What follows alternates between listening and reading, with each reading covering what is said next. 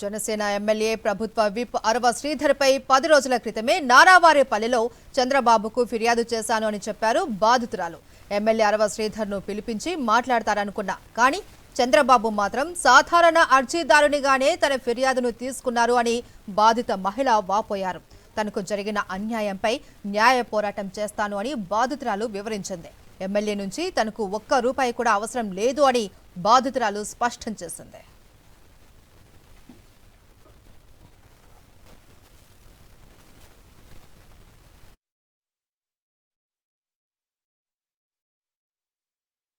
మొన్న సంక్రాంతికి చంద్రబాబు నాయుడు గారు నారావారిపల్లికి వచ్చారనమాట. ఎస్పీ ఆఫీస్లో తీసుకోవట్లేదని చెప్పేసి నేను డైరెక్ట్గా చంద్రబాబు గారికి ఇచ్చాను కంప్లైంట్.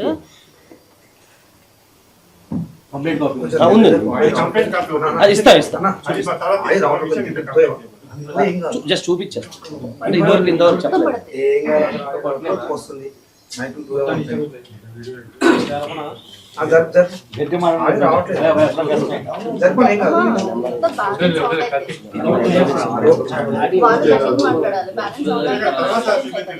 అయిపోయింది అయిపోయింది 2 minutes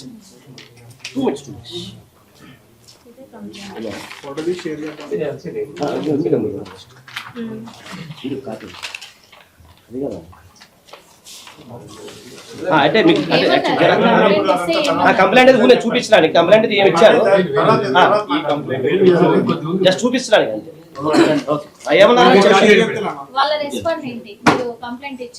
గ్రీవెన్స్ నెంబర్ ఇచ్చారండి నాకు.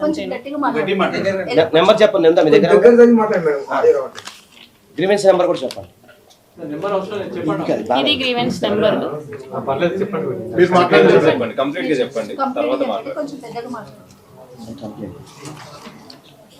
కంప్లైంట్ తాలూకు గ్రీవెన్స్ కంప్లైంట్ ఇచ్చారు చంద్రబాబు గారికి. ఏం చెప్పారు? ఆయన అర్జీలు తీసుకుంటారండి.